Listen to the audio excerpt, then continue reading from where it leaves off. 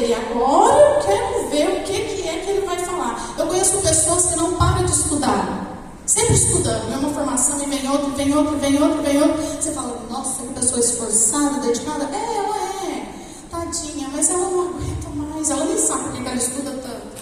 E sabe o que é que pode ser? Porque lá na infância não acreditaram nela, duvidaram dela. E ela aprendeu a pensar, eu vou provar para o outro que eu consigo, eu vou provar para minha mãe. Quantas pessoas que às vezes estão num casamento horrível, terrível, mas a bichinha fica ali, sabe? Aquilo não é casamento. Eu sou super a favor do casamento. Como cristã, como orientadora parental, eu trabalho com casais. Eu defendo família, eu acredito na família. Mas venhamos e convenhamos que tem casamentos que não são casamentos. E a pessoa fica ali. E muitas vezes, sabe por quê? Porque ela quer mostrar para o pai dela que o que ela fez estava certo na adolescência. Sabe? O nosso porquê está matando a gente. Quando a gente não entende por que eu insisto em fazer uma coisa ali o tempo todo, e aquilo está, por mais bonito que pareça, talvez está minando a nossa energia, é porque o nosso motivo está disfuncional. E como eu estava falando, eu tenho que parar de ficar buscando nas pessoas a aprovação. Eu tenho que parar de ficar buscando nas pessoas me sentir bem. E começar a me respeitar, a me amar, começar a gostar de mim também. Eu sei que tem a turminha que gosta muito de gente, gosta muito de estar no meio de gente.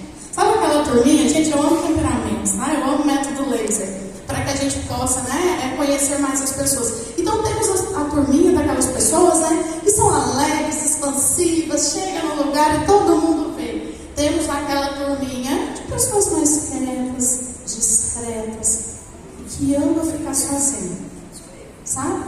Nós somos diferentes. Tem aquelas pessoas que facilmente lideram, sabe? Ela vai fazer um trabalho, ela tem facilidade de ir lá e resolver. São pessoas assertivas. São pessoas que você chega, se você chega, eu estou com um problema, ela não é muito de falar, ela fala, o que nós vamos fazer para resolver? Entende? E tem aquelas pessoas lentas, tranquilas, você olha e fala assim, meu Deus, não está vendo que tem um negócio ali para pegar? Não, ela não está vendo.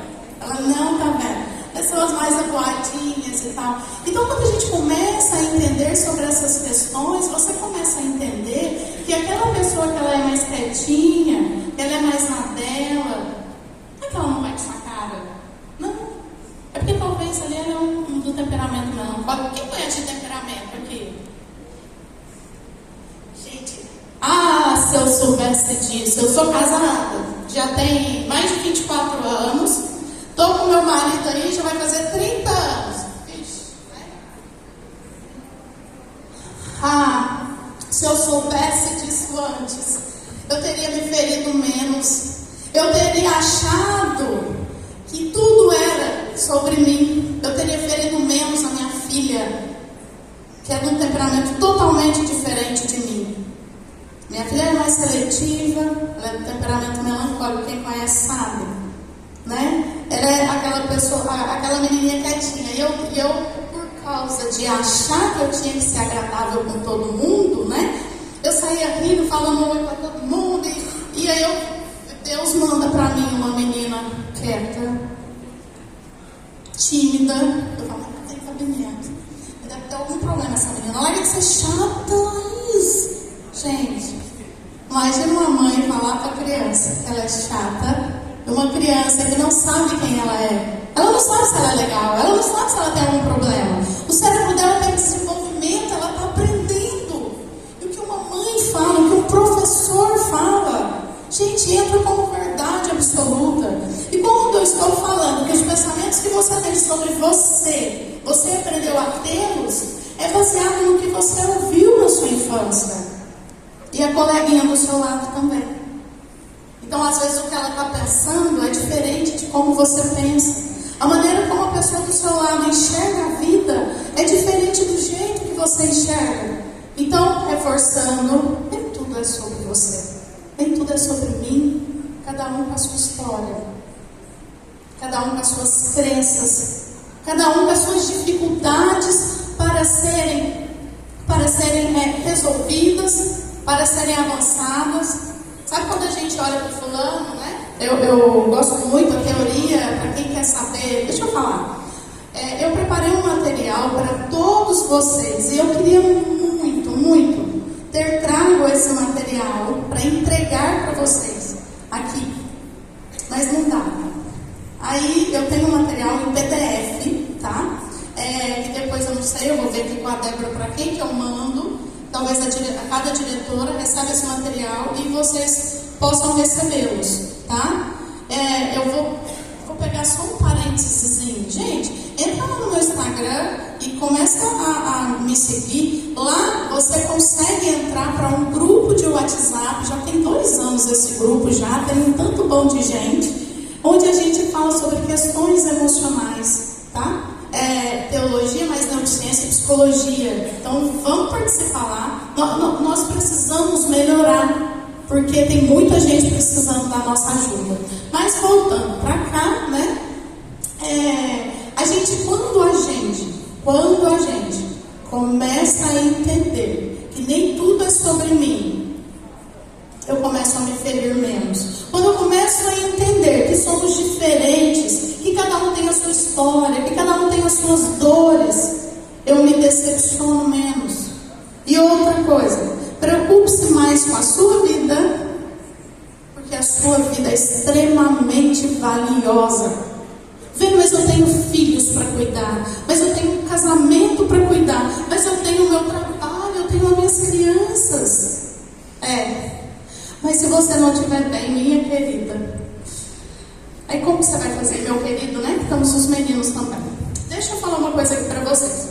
Como a Débora falou, eu sou filha de Garapava, e com 5 anos, em meados de 1986, nós fomos para a Cerâmica. Quem aqui já ouviu falar da Cerâmica? Aquela vila lá, aquelas vilas ali que vai para a usina Junqueira. Então nós morávamos ali na Cerâmica, um lugar extremamente escasso, tinha muito, ali, e não era só escassez financeira, a maioria ali dos pais, né, dos líderes das famílias, tinham um problema com o alcoolismo, inclusive o meu pai. E eu estudava, o pessoal da Fundação Senhor Junqueira buscavam as crianças lá na Cerâmica para a gente estudar. E a Fundação, ela dava um contraste muito grande financeiro com a Cerâmica. Só que a diretora, na época, a dona Marli, ela, sempre muito sensível ali, muito assertiva, ela pegou e acho que ela não deixava levar lanche. Então a gente sofria menos, entendeu? Porque a comida era igual para todos. Ali algumas professoras queridas, muito amorosas, e toda a direção da escola foi fazendo com que eu me apaixonasse por escola. Foi fazendo com que eu me inspirasse com a educação. E conforme a gente fazia, na época também tinha os professores, então tinha professores de arte, então tinha muito teatro, tinha muita arte, né? E eu via aquilo acontecendo lá, e eu olhava para nós, sabe? Olhava para o pessoal da Cerâmica. A gente mal tinha dinheiro para comprar comida, né, mãe? Assim, era uma situação muito difícil. Mas acontece que o pessoal dali, a gente começava a contar o que acontecia lá. E de repente eu lembro que teve uma vez que a gente inventou uma festa, sabe? Teve desfile nessa festa, imagina as roupas, né? Que nós usamos. Aí teve desfile na festa. Nós apresentamos vários tipos de dança. Minha mãe deixava a gente ensaiar lá na porta de casa, sabe? E o pessoal que não tinha dinheiro para comprar comida, a gente começou a fazer um bolo. A mãe fez um bolo numa porta de madeira gigante. Acho que ela jogava suco de laranja, era isso? Suco de laranja, né? Então serviu um bolo, que é mundaréu de bolo, que é muito de mulher fazendo bolo. E aí batendo aquele glacê lá no braço. O glacê foi batido no braço. E forrou aquilo lá, jogou aquelas bolinhas de bolinhas metalizadas, né? O bolo, tadinho. Tudo assim, nós temos umas fotos lá. A mãe tinha comprado uns panos, que eu lembro que lá em casa nós usávamos roupa tudo igual. Nas fotos, nós estávamos tudo com a mesma roupa, entendeu? Sabe-se lá a roupa de baixo. Mas estava tudo com a mesma roupa. Minha mãe uma vez comprou uns panos para forrar uns colchão que estava velho lá. E aí naqueles panos, ela fez uma roupa lá para poder colocar no pai e no outro homem, para vestir de palhacinho, para agradar as crianças. E eu lembro que eles sempre me motivavam a fazer essas coisas, com toda aquela dificuldade, sabe? E aí eu comecei a sentir aquele desejo de levar esperança para as pessoas que talvez não tinham esperança, sabe? Aquelas pessoas que tinham mais dificuldade. E ali, ainda muito criança, já era nítido ver aquele propósito que Deus já tinha colocado no meu coração. Só que eu também tenho a minha história, eu também tenho as minhas dores, eu também tenho as minhas decepções. Eu também olhava para o outro e achava que eu tinha que agradar todo mundo. E eu fui me perdendo no meio do caminho. Eu esqueci, meio que, sei lá, para que eu estava aqui, qual que era o meu propósito de vida. Até a minha filha ficar doente, ela queria tirar a vida dela. Muitos aqui de vocês sabem quem ela é. E ela realmente, ela falou: mãe, você está vendo lá? Era um lugar bonito, sabe? Muito bonito, um verde. Ela falou: só para a senhora entender, mãe. Então, aquilo lá para mim está tudo cinza. E ela não tinha mais, a minha filha, criada com tanto amor, com tanto carinho. Primeira filha, primeira neta. Porque eu achava que questões emocionais, depressão, era só para quem tinha motivo. Olha a ignorância. Mas pior, viu? Tem motivo, é claro que tem. Mas o motivo que eu achava que aquilo era motivo, eu não sabia, ignorante no assunto, e achava, apontava. Fulano com depressão, gente, presta atenção. Olha a vida dele, a minha, eu tinha que estar falando, não, sabe? Esse tipo de comentário feio, horrível, pequeno, que mostra muito mais de quem fala do que o que está passando. Então eu fiz isso com a minha filha várias vezes. Minha filha, que isso? E Deus? E larga de ser ingrata. E fui só piorando a situação, até que foi chegando um ponto que eu saía de casa e eu não sabia se eu ia voltar, e ainda ela estava resistindo. E aí eu ouvi do médico, né? Meio que falar pra gente, que a gente foi procurar ajuda médica, lógico, né? Primeiro a gente não aceitava, mas enfim, e fomos buscar terapia, e fomos buscar ajuda também, porque como terapeuta integrativa, tá? Deixa eu falar uma coisa pra vocês aqui. Talvez hoje você tá desanimada, chué, não tá conseguindo dormir direito, né? Você parece que tá com a sua energia lá no chinelo.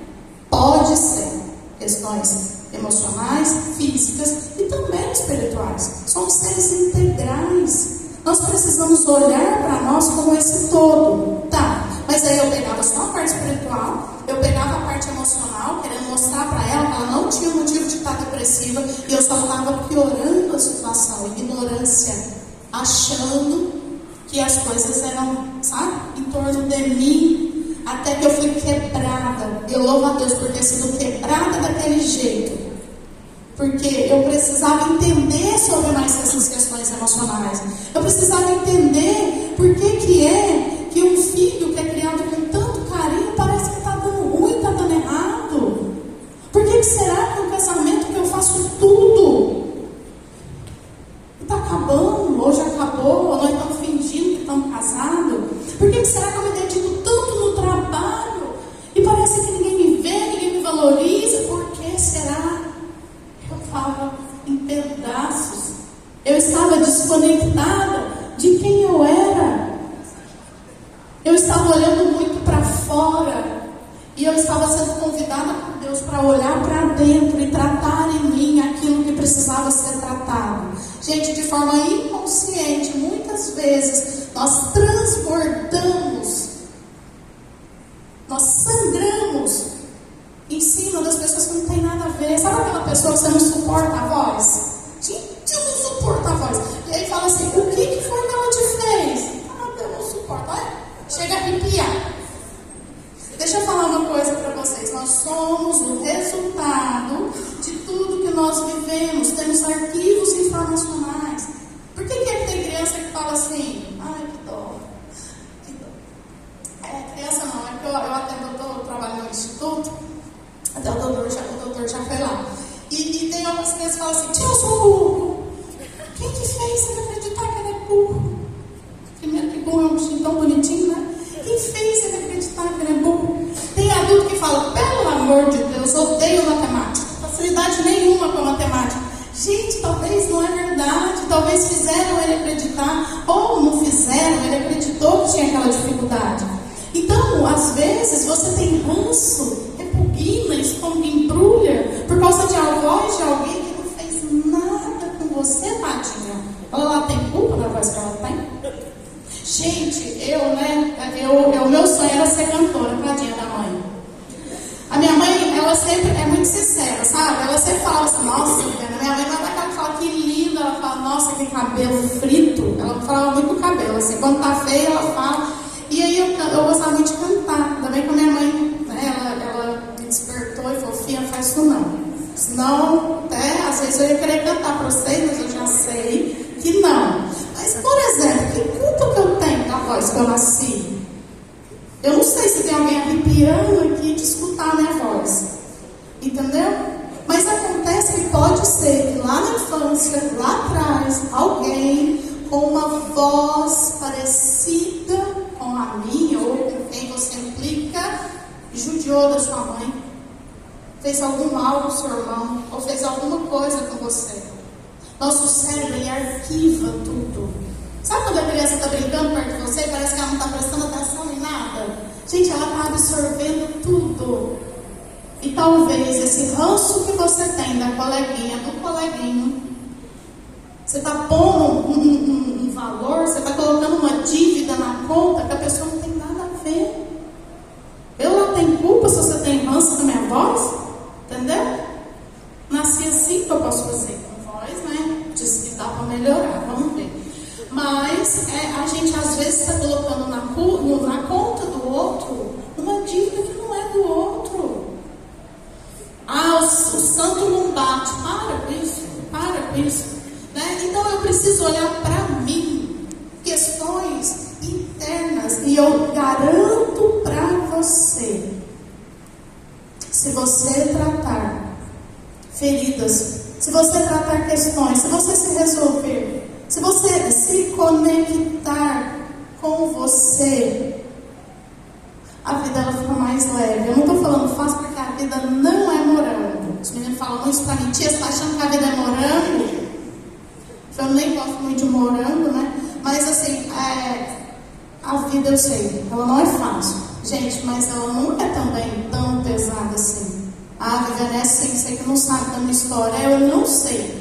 Mas acontece que a gente tem uma situação difícil. Mas a gente está pegando tantas outras coisas e colocando em cima de nós, dos nossos ombros, que ela está se tornando quase impossível. A gente precisa olhar para nós, olhar para a nossa história. E foi na dor que eu fui convidada a ser lembrada de quem eu era. Então, se eu já limpei casa, eu já fui faxineira, eu já fui passadeira, eu já fui babá, eu já fui um monte de coisas. E tá tudo bem se eu voltar amanhã, se é isso, tá tudo bem. Mas o que eu não posso perder é o meu porquê. Por que eu vou limpar uma casa? Porque eu quero levar esperança para aquela casa. E por que então eu vou varrer a rua? Porque eu quero tornar aquela rua mais limpa. Não interessa os rótulos, interessa o seu propósito, o seu motivo, a diferença que você pode fazer na vida do outro. A gente vai fazer aqui, se você me permite, se vocês me permitem. Se você não me permitir, você não faz o exercício, certo? Mas eu vou te falar. Existem 5 pilares para ter inteligência emocional e poderíamos falar sobre inteligência emocional também. Mas a gente vai fazer um exercício aqui agora, porque talvez você fale, mas como é que eu faço isso? Como é que eu começo a aprender a olhar para mim? Minha cabeça não para. Eu estou aqui, mas eu mal estou te vendo, menina. Mal estou te vendo. o que eu tenho que fazer, eu estou pensando no almoço, eu estou pensando no menino, eu estou pensando numa janta, Vamos fazer um exercício aqui para a gente dar uma segurada? Vamos ativar esse nervo vago? Vamos experimentar sensações de bem-estar nesse momento? Vamos! A gente vai fazer um exercício, né? Tem pessoas que dão vários nomes. Esse exercício eu dou o nome da gente praticar estado de presença. É você agora ir diminuindo a sua frequência cerebral e dando uma segurada nos seus pensamentos e você começar a prestar atenção em você nesse momento. Vamos. Eu vou fazer um negócio aqui no computador. Espera aí.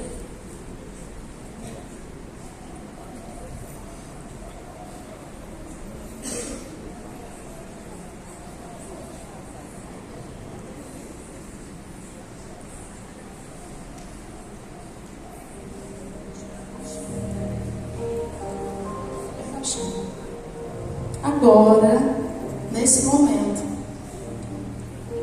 eu gostaria que você, quem puder, você fechasse os seus olhos, se for confortável para você.